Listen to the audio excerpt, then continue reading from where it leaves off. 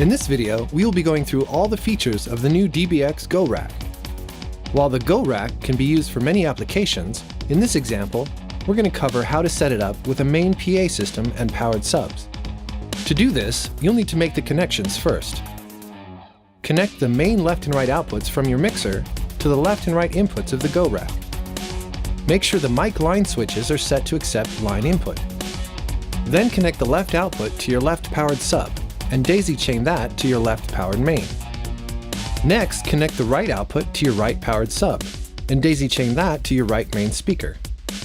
Make sure your mixer and speakers are turned off. If you're running amps, make sure those are powered off as well. Plug in the power adapter to apply power to the goRack. Power your mixer first, and then apply power to your amps or speakers. All of the buttons on the goRack have more than one function. The mute button will mute or unmute the goRack's outputs, while pressing and holding this button will enter routing mode. There are 3 routing options in the goRack, listed here. The default is routing option 1, which sums all the inputs to mono and sends them to both of the goRack's outputs. Routing option 2 will keep the stereo imaging throughout the signal path. Routing option 3 sums the left and right inputs to mono, while keeping the aux input in stereo, with the option to EQ if needed. We'll choose routing option 2 for this example. In order to provide enough headroom while operating the goRack, you'll want to set initial system levels. In order to do this, first turn down your amps or powered speaker levels. Make sure all of the processor buttons on the goRack are turned off, and set the volume encoder to 70. Send signal to the left and right inputs of the goRack, and adjust the input gain knobs until the LEDs occasionally light orange. Turn up your amps or speakers until just under clipping. Lower the volume controls if your amps or speakers are clipping. This will improve performance. If you notice the clip indicator dot appear on the display, then you're clipping the goRack's limiter and you should lower the volume encoder, input gains, compressor, EQ, or sub-harmonic synth. You're now ready to set up feedback suppression. By pressing the anti-feedback button, the goRack will automatically detect feedback. This simplicity makes the goRack extremely easy to use.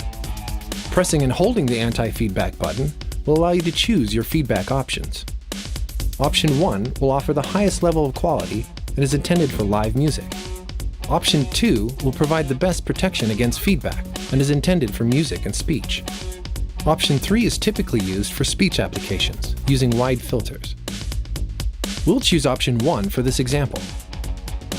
Press the compressor button to enable it. The compressor on the goRack is a soft knee over easy compressor with a fixed ratio of infinity to 1. There's only one parameter that affects all of the necessary functions of the compressor. Press and hold the compressor button, then adjust the volume knob until you've achieved the compression amount that you want. The sub-harmonic synthesizer can be used when more low end is required. It analyzes frequencies around 100 Hz and creates synthesized frequencies an octave below. Typically, this is only used with PA systems that are running subwoofers. Press the subsynth button to enable it. Press and hold the subsynth button, then use the volume knob to dial in the correct amount of subsynth effect. Press the EQ button to enable EQ on the goRack. There are 16 EQ presets available to choose from. To access and change these presets, press and hold the EQ button. What you choose here will ultimately depend on your ears and what sounds right for the venue that you're in. For this example, we're going to choose option 8. However you decide to use the goRack, the simplicity and portability will assure that you don't compromise your sound quality. If you have any questions, please visit www.dbxpro.com.